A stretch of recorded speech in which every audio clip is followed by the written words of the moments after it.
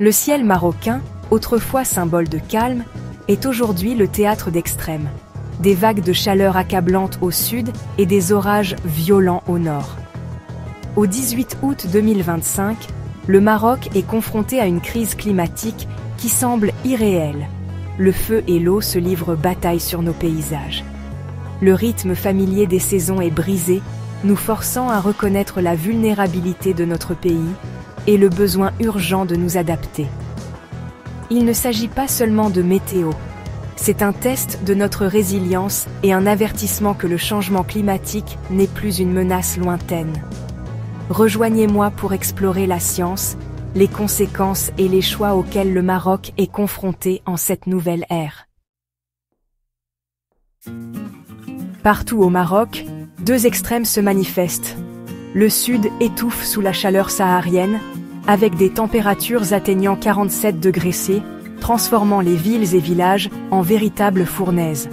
Les habitants cherchent désespérément de l'ombre. Les fontaines publiques deviennent des refuges, et chaque goutte d'eau est précieuse. Les routes semblent fondre sous le soleil implacable, et la vie ralentit, suspendue à la recherche d'un peu de fraîcheur. Pendant ce temps, le nord et les montagnes se préparent à de violents orages et à la grêle.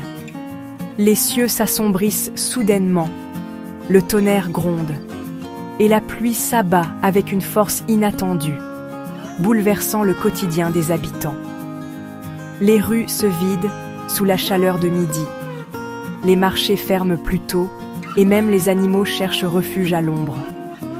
L'atmosphère est lourde, presque irréelle, comme si le temps s'était arrêté. Au nord, des averses soudaines et des rafales de vent transforment des vallées paisibles en chaos. Les rivières débordent, les routes deviennent impraticables, et les habitants doivent s'adapter en un instant à ces bouleversements. L'imprévisibilité du temps a rendu des millions de personnes anxieuses, incertaines de ce que chaque journée apportera. Les conversations tournent autour de la météo, et chacun scrute le ciel avec inquiétude.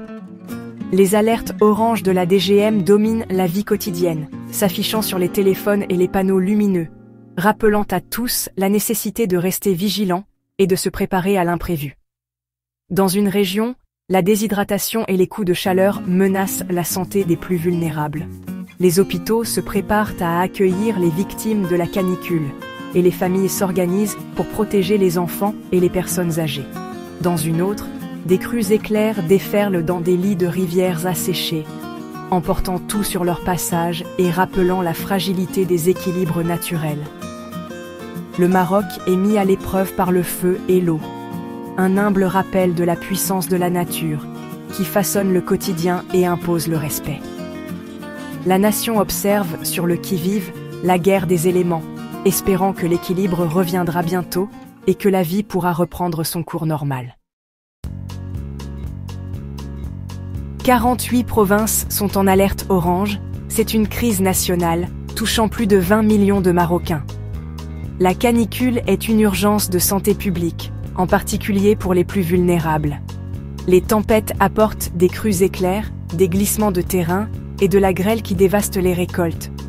Les pannes de courant et les villages isolés sont des risques réels, alors que le vent et la pluie malmènent les infrastructures. Les chiffres sont un signal d'alarme. Le changement climatique n'est plus abstrait, mais une réalité quotidienne pour les agriculteurs, les citadins et les éleveurs. La résilience du Maroc est mise à l'épreuve à une échelle jamais vue auparavant.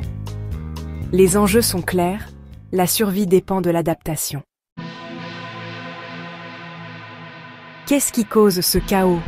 Pourquoi le ciel du Maroc semble-t-il parfois si imprévisible, passant en un instant du calme à la tempête ? C'est un choc de masse d'air puissante. Le vent Chergui, brûlant et sec, pousse la chaleur saharienne à travers le Maroc, soulevant poussière et chaleur sur son passage. Pendant ce temps, un système méditerranéen froid et instable s'infiltre depuis le nord, apportant avec lui humidité, fraîcheur et orages soudains. Lorsque l'air chaud du désert monte et entre en collision avec l'air froid venu de la mer, une bataille invisible se joue dans le ciel. Des nuages d'orage et de la grêle explosent alors au-dessus des montagnes. Le sud étouffe sous la chaleur, tandis que l'Atlas et le Rif sont frappés par des tempêtes violentes. Les éclairs zèbrent le ciel, la pluie s'abat soudainement, et les vents tourbillonnent, transformant les montagnes en véritable théâtre de la météo. La géographie unique du Maroc, pris entre l'Afrique et l'Europe, entre déserts brûlants et mers tempérées, amplifie ces extrêmes et rend le climat encore plus imprévisible. À mesure que le Sahara se réchauffe davantage et que la Méditerranée retient plus d'humidité, ces contrastes s'accentuent, rendant les phénomènes extrêmes plus fréquents. Ces collisions violentes entre air chaud et air froid ne feront que s'intensifier, annonçant des tempêtes plus fortes et des épisodes climatiques plus extrêmes. C'est un aperçu saisissant de notre avenir climatique, une terre où le feu et l'eau se rencontrent de manière toujours plus dramatique, bouleversant les paysages et les vies. Le ciel au-dessus du Maroc est désormais un véritable champ de bataille, où chaque nuage peut annoncer un nouvel affrontement entre les forces de la nature. Le Maroc est un point chaud climatique exposé à la fois à la désertification et à l'instabilité du nord. Autrefois, la sécheresse était notre principale préoccupation. Des réservoirs qui se réduisent, des agriculteurs en difficulté et le rationnement de l'eau. Maintenant, nous oscillons entre sécheresse et inondations soudaines.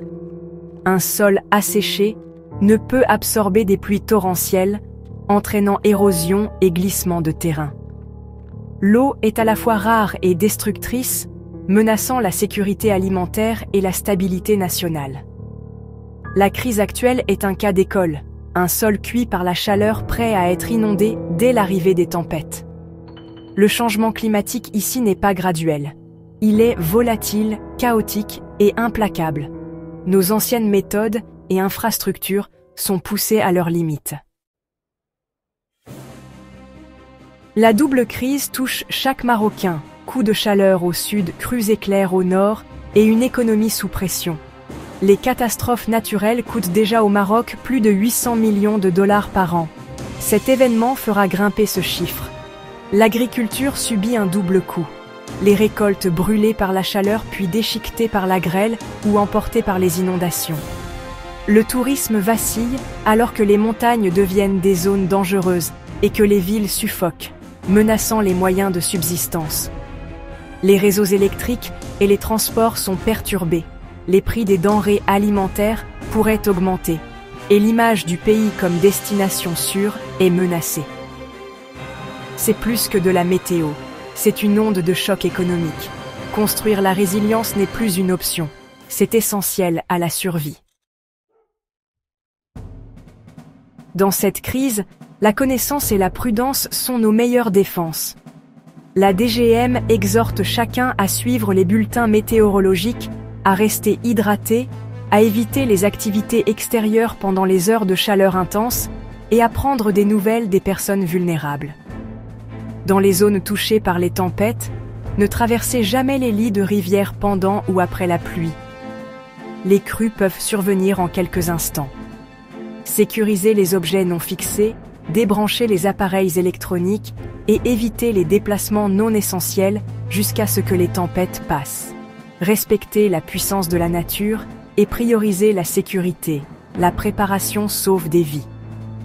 Dans cette nouvelle ère climatique, la responsabilité personnelle et la conscience communautaire sont vitales pour la résilience. Alors que la crise se résorbe, une question cruciale se pose à nous tous.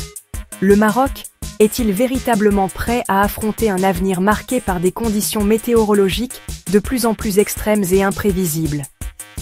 Les événements récents nous rappellent que le changement climatique n'est plus une menace lointaine, mais une réalité qui façonne déjà notre quotidien.